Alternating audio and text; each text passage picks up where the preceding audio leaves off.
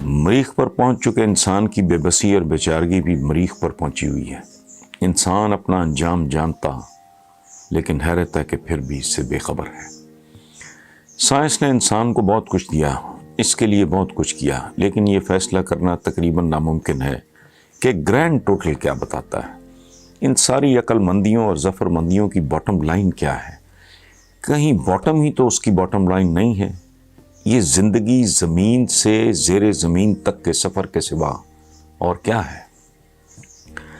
وہ درخت تو آج بھی موجود ہے جس کا سیب ٹوٹ کر زمین پر گرتے ہوئے دیکھ کر نیوٹن جیسے نابغہ نے کشش ثقل جیسی پراسرار پہیلی بوجھ لی تھی، لیکن نیوٹن خود بھی تو صدیوں سے پیوند خاک اور زیر زمین ہے۔ بقول یووال 1500 میں انسان صرف زمین کی سطح تک محدود تھے۔ وہ مینار بنا لیتے، پہاڑ عبور کر لیتے، لیکن آسمان پرندوں، فرشتوں اور دیوتاؤں کے لیے مخصوص تھے۔ پھر 20 جولائی 1969 کو انسان چاند پہ اتر گیا۔ یہ صرف ایک تاریخی کارنامہ نہیں تھا بلکہ ایک ارتقائی اور شاید کائناتی فتح تھی۔ ارتقاء کے گزشتہ 4 ارب سالوں میں کوئی حیات زمین کے ہوائی کرہ سے بلند نہیں اڑ سکی تھی۔ تقریباً تمام تاریخ انسانوں کو 99.99% اس زمینی حیات کا علم ہی نہیں تھا، جسے مائکرو آرگنزم جرثومہ کہتے ہیں۔ ایسا نہیں کہ ہم انسانوں کا ان سے کوئی واسطہ نہیں تھا۔ ہم میں سے ہر فرد اربوں یک خلیاتی حیات اپنے اندر مہمان رکھتا ہے جو مفت میں نہیں پل رہے۔ وہ ہمارے بہترین دوست ہونے کے ساتھ ساتھ بدترین دشمن بھی تھے اور ہیں۔ ان میں سے کچھ ہماری غذا کو ہضم ہونے میں مدد دیتے ہیں اور ہماری آنتیں صاف کرتے ہیں، جبکہ دوسرے جرثومے بیماری اور وباؤں یعنی کوروناؤں کا باعث بنتے ہیں۔ لیکن انسانی آنکھ نے پہلی بار کسی جرثومے کو 1674 میں دیکھا تھا، جب اینٹون لیون ہوک نے اپنے گھر میں تیار کردہ مائکروسکوپ میں جھانکا تو پانی کے ایک معمولی سے قطرے میں اس نے لاکھوں اقسام کی زندگی کو پھرتے ہوئے دیکھا۔ آئندہ 300 سالوں میں انسان نے بڑی تعداد میں مائکروسکوپ سے تعلق قائم کیا۔ ہم ان میں سے بیشتر مہلک بیماریوں کو شکست دینے میں کامیاب رہے اور جرثوموں کو طب اور صنعتی فوائد کے لیے اپنا غلام بنا لیا۔ آج ہم جرثوموں پر انجینئرنگ سے دوائیں بناتے ہیں، حیاتیاتی ایندھن تیار کرتے ہیں اور پیراسائٹس کو ہلاک کر دیتے ہیں۔ گزشتہ 500 برسوں کا اہم ترین لمحہ 16 جولائی 1945 کو 5:29:45 پہ آیا، جب امریکی سائنسدانوں نے نیو میکسیکو میں پہلی بار ایٹمی تجربہ کیا، اور یہی وہ لمحہ تھا جب انسان کو یہ طاقت مل گئی کہ وہ نہ صرف تاریخ کا رخ موڑ سکے بلکہ چاہے تو تاریخ کو ختم بھی کر سکے۔ قارئین، ویورز، انسانی کارناموں اور کوروناؤں کے درمیان رساکشی کی یہ تاریخ طویل اور انتہائی پیچیدہ ہی نہیں، بہت سہانی بھی ہے اور بہت ڈراؤنی بھی ہے، جس پر ہزاروں نہیں کروڑوں صفحے سیاہ کیے جا چکے ہیں۔ یہ تو چند اشارے بھی نہیں، لیکن پھر دھیان کہیں اور پلٹ جاتا ہے۔ وہ شخص عبد الملک جس کی قیادت میں حجاج بن یوسف نے خانہ کعبہ پہ سنگساری کی، جب بستر مرگ پہ تھا تو اس سموی خلیفہ نے کہا، میں نے حکومت کا بوجھ اس لیے اٹھایا کہ حکمرانی انسانی ترقی کی معراج ہے، لیکن میں نے دھوکہ کھایا۔ جو کچھ کیا اس پر سخت نادم اور متاسف ہوں، لیکن ندامت و تعصب کا وقت گزر چکا اور میں ناکام و نامراد بارے گناہ لیے دنیا سے رخصت ہو رہا۔ مامون الرشید نزا کے عالم میں تھا جب جاہزہ عیادت کے لیے حاضر ہوا۔ کسی جانور کی کھال کا بچھونا تھا جس پر ریت پڑی تھی۔ خلیفہ ریت پہ لوٹ رہا تھا اور تاریخ کے مطابق یہ لفظ اس کی زبان پر تھے، اے وہ کہ جس کی بادشاہی کبھی زائل نہ ہوگی، اس پر رحم فرما جس کی بادشاہی جا رہی ہے۔ اے وہ جو کبھی نہیں مرے گا، اس پر رحم فرما جو مر رہا ہے۔ رہے نام اللہ کا، سب کارنامے اور کرونے قصہ پارینہ بننے کے لیے ہیں۔ رہے نام اللہ کا۔ آپ کی اطلاع کے لیے 2 باتیں عرض کر رہا ہوں۔ پہلی یہ کہ کشمیریوں کو میں بھی نہیں بھولتا، اور صرف کشمیری نہیں، پوری دنیا میں بلکہ پوری ہیومن ہسٹری میں ہر مظلوم کے لیے میرے اندر جتنی ہمدردی ہے وہ صرف میں جانتا ہوں، یہ میرا رب جانتا ہے۔ میں ملک اور مذہب ایکسپلائٹ کرنے والے لوگوں میں سے نہیں ہوں۔ دوسرا جو آپ نے فرمایا ہے کہ نواز شریف کی طرح انڈیا کے خلاف میں اس لیے کبھی کچھ نہیں بولتا کہ انڈیا میں میرے بہت فالوورز ہیں، تو میرے الحمدللہ فالوورز پوری دنیا میں ہیں، اور ایک بات میں آپ کو بتا دوں، میں جب ہندوستان کی بات کرتا ہوں میرے ذہن میں کوئی ایک سرکار، کوئی ایک گورنمنٹ نہیں ہوتی، میرے سامنے 1.25 ارب انسان ہوتے ہیں، جن میں مسلمان بھی شامل ہیں، کرسچنز بھی شامل ہیں، بت مت کے ماننے والے بھی، ہندو بھی شامل ہیں۔ اور ایک بات آپ کو میں عرض کروں جو میرے لیے بھی نئی تھی، اور وہ بھی مجھے آج ہی ملی ہے، اور میں ان کا بہت شکر گزار ہوں جنہوں نے یہ میرے علم میں اضافہ کیا۔ یہ رام داس نائر صاحب ہیں، وہ لکھتے ہیں I am a South Indian and let me tell you that as a Hindu and remaining a Hindu, my religion permits me to accept the existence of Allah and Prophet as his messenger۔ سمجھے؟ کسی ملک کے بارے میں، انسانی آبادی کے بارے میں تبصرہ کرتے ہوئے تھوڑا سا سوچ لینا چاہیے، اور کوئی ہمارا انڈین بھائی دوست اگر پاکستان کے بارے میں سویپنگ سٹیٹمنٹ دیتا ہے تو میں جواباً اس کے بارے میں اس طرح کی بات ہرگز نہیں کروں گا۔ پڑوس کے حقوق ہیں، صدیوں ہم اکٹھے رہے ہیں، اور جو میں بنیادی بات آپ کی خدمت میں عرض کر رہا ہوں وہ یہ ہے کہ جب میں ہندوستان اور ہندوستانیوں، بھارت اور بھارتیوں کے بارے میں بات کرتا ہوں، میرے ذہن میں صرف انسان ہوتا ہے، جس میں تمام مذاہب کے لوگ شامل ہیں۔ میں ان سب کے لیے دعا گو ہوں۔ مظلوم جہاں بھی ہے، میرے لیے سیکنڈری بات ہے وہ کون ہے، وہ اللہ کی مخلوق ہے۔ اور ایک بات یاد رکھیں، انسانوں کے درمیان انسان، یہ میری انڈرسٹینڈنگ میں غلط ہو سکتی ہے، میں کوئی اللہ معاف کرے کو عقل کل ہوں، انسان جب ناک کی پوجا کرتا تھا، انسان جب آگ کی پوجا کرتا تھا، تب اس کی گروتھ ہی اتنی نہیں ہوئی تھی۔ تب بھی میرا تو یہ ایمان ہے کہ وہ پوجا رب کی ہی کر رہا ہوتا تھا۔ ہمارے ایک صوفی شاعر کا، بہت بڑے صوفی شاعر کا ایک مصرع ہے، اے رام رحیم تے مولا کی، گل سمجھ لئی تے رولا کی۔ انسان مانگتا اسی سے ہے، نام مختلف ہیں، اپروچ مختلف ہے، فہم مختلف ہے، تعلیم مختلف ہے، تربیت مختلف ہے، تبلیغ مختلف ہے۔ کتنے % لوگ ہیں قرۂ ارض پہ؟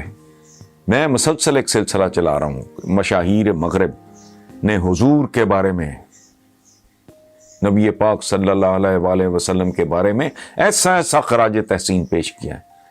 وہ مسلمان نہیں ہوئے، لیکن انہوں نے ان کو انسانی تاریخ کا سب سے خوبصورت، سب سے عالی شان، سب سے بڑا آدمی قرار دیا۔ کتنے فیصد لوگ ہیں دنیا میں جو یہ انسان کی ایک مجبوری ہے، فطرت ہے کہ وہ جس مذہب میں جنم لیتا ہے، کوئی 1 in a million 1 in 5 million کو ہوتا ہوگا، کوئی کروڑوں میں میرا خیال ہے کوئی 1 2 4 10 بندے ہوتے ہوں گے جو مذہب کا بھی تبدیل کرتے ہوں گے. ادروائز بندہ جہاں پیدا ہوتا ہے غرق ہو جاتا ہے. وہیں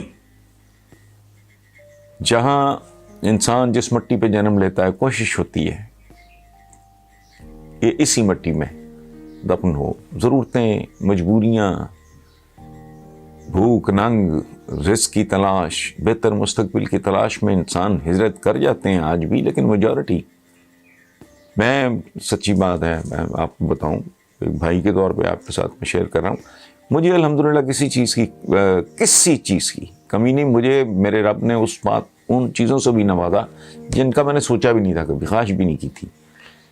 لیکن جو ملکی حالات ہیں مجھے خوف آتا ہے.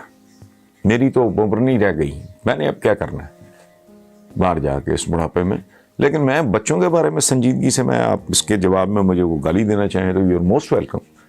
میں سوچ رہا ہوں کہ یار وہ یہاں سے چلے گئے. اس کی وجہ نظام کی گندگی ہے. ملک سے محبت قائم رہے گی. اور یاد رکھیں احترام ہوتا ہے رشتوں کا. ہم نے صدیوں اکٹھی گزاری. دیکھو ہندوؤں اور مسلمانوں کی آپس میں اگر چپکلش رہی تو مسلمانوں کے ساتھ چپکلش نہیں ہے. اس ملک میں کیا ہو رہا ہے؟ مذہبی حوالوں سے دیکھ لیں، سیاسی حوالوں سے دیکھ لیں، اقتصادی حوالوں سے دیکھ لیں. UNDP کی رپورٹ ہے کہ پاکستان کے بیشتر وسائل پہ ایک چھوٹی سی اقلیت کا قبضہ ہے. یعنی اقتصادی حوالے سے بھی محو مصروف جنگ ہیں آپس میں، مذہبی حوالے سے بھی فرقہ واریت وغیرہ کیا کیا نہیں اس ملک میں ہوا. ٹھیک ہے، سیاسی حوالے سے بھی. تو بھائی اس طرح نہیں ہوتا. میرا فہم اپنے دین کے بارے میں یہ ہے کہ انسانوں کو انسان، اور ایک بات میں اور آپ کو بتاؤں پورے اعتبار، پورے یقین کے ساتھ کہ کشمیر کے ساتھ جو کچھ ہو رہا ہے سارے انڈینز اس کے ساتھ نہیں ہیں. میں ان لوگوں کو کیسے بھول سکتا ہوں جو اس قسم کی حکومت کے ہوتے ہوئے بھی ان کے لیے آواز اٹھاتے ہیں. میں جو ان کے سابق چیف جسٹس ہیں مرکنڈے کاٹیو صاحب، خواتین تک ہیں، میں ان کو کیسے بھول سکتا ہوں. I am so grateful. میں اس لیے یہ فالوورز یہ میرا ایشو نہیں ہے، بالکل نہیں. اچھا لگتا ہے جب لوگوں کے ساتھ کمیونیکیشن ہوتی ہے، فلانا ہوتا ہے، ڈمکانا ہوتا ہے. میں ادروائز میرا، اور ایک بات آپ کو بتاؤں، آپ کو یقین نہیں آئے گا، میرے بے شمار جاننے والے ذاتی طور پہ جانتے ہیں، میں نے تو آج تک اپنا آفس ہی نہیں وزٹ کیا. کبھی دیکھا ہے آپ نے میرے بیک گراؤنڈ پہ میرا آفس ہوگی؟ میری اسٹڈی ہے. میں تو مہینوں کے حساب سے، ہفتوں کے حساب سے گھر سے نہیں نکلتا بھائی. سو فالوورز یہ دکانداروں کی سوچ ہے. میں I don't look at things like this. انسانوں کے ساتھ کمیونیکیشن ہے، مسئلے مسائل، دکھ درد.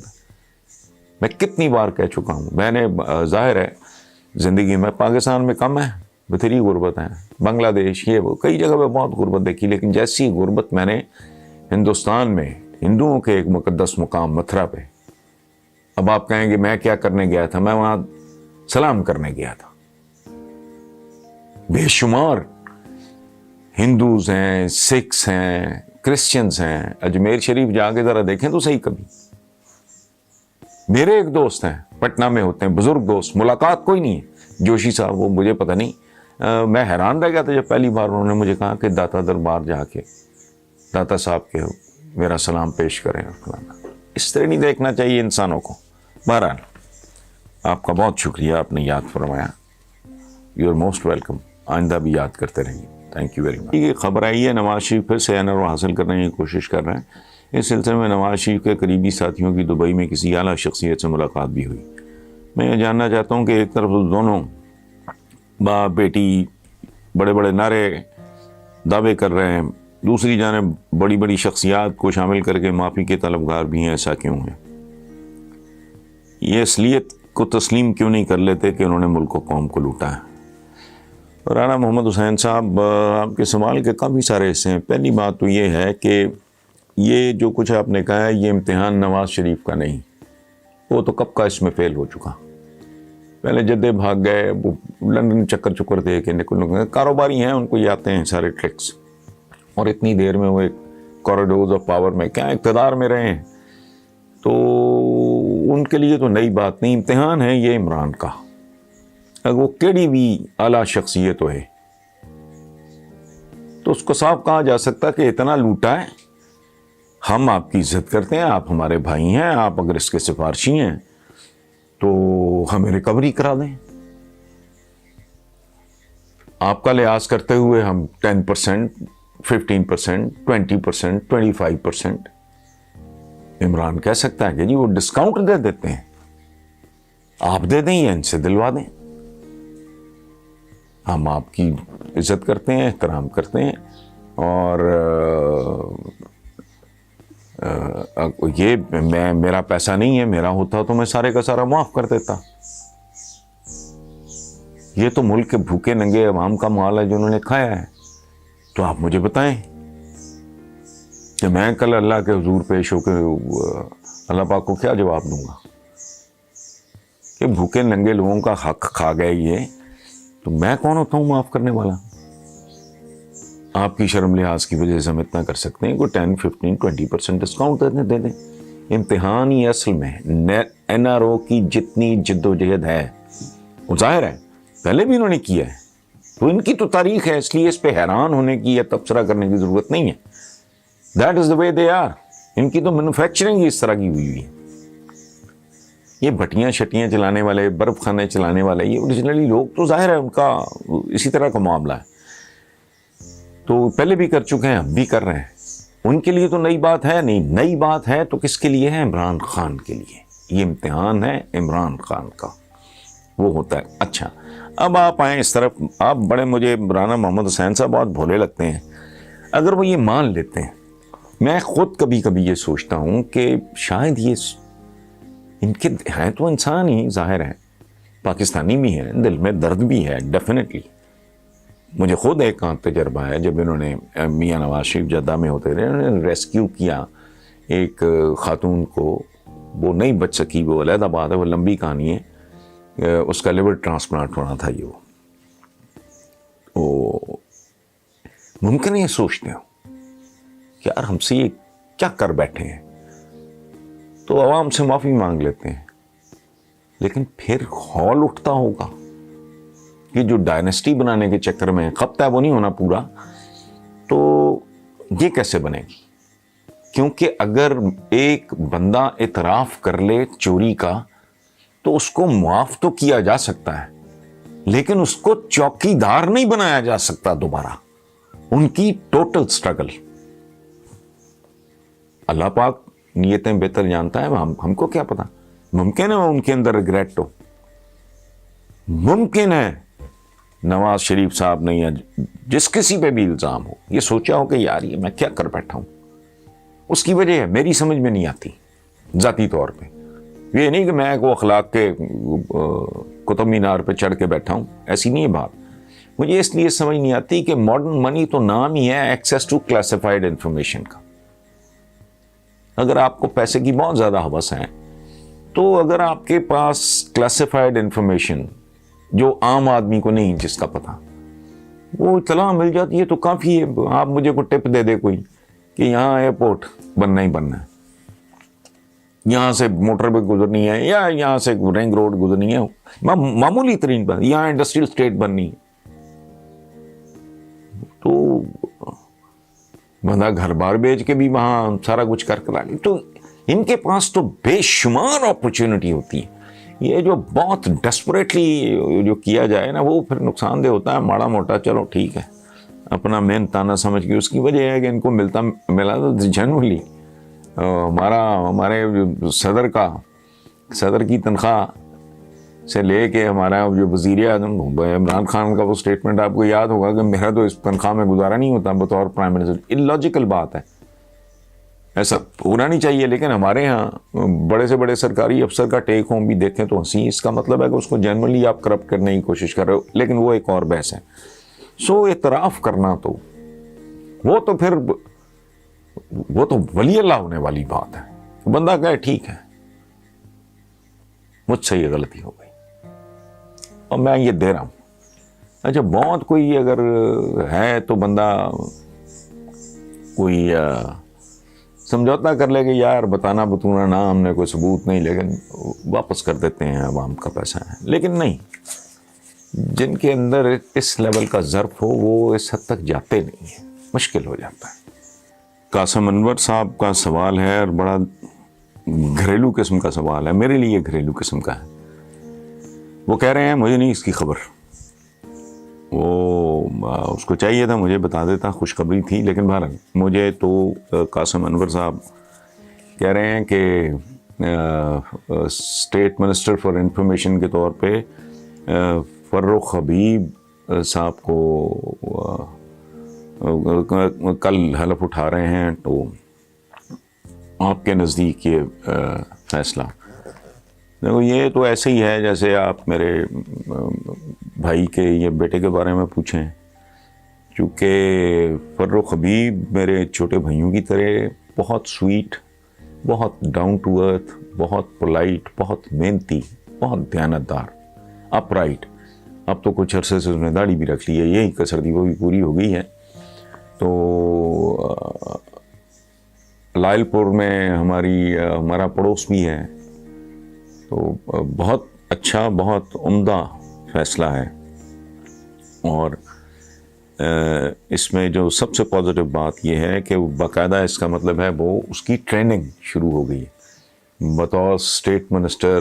لرننگ کا جو پروسیس ہوتا ہے، اور میرا خیال ہے کہ وہ ایک بہت ہی عمدہ انتخاب ہے اس حکومت کا، چونکہ میں ذاتی طور پہ اس کو بہت قریب سے جانتا ہوں. تو اللہ ملک کے لیے بھی، لوگوں کے لیے بھی، اس حکومت کے لیے بھی یہ فیصلہ مبارک ثابت ہو. بہرحال میری طرف سے کانگریچولیشن، چونکہ مجھے اس کی اطلاع نہیں ہے.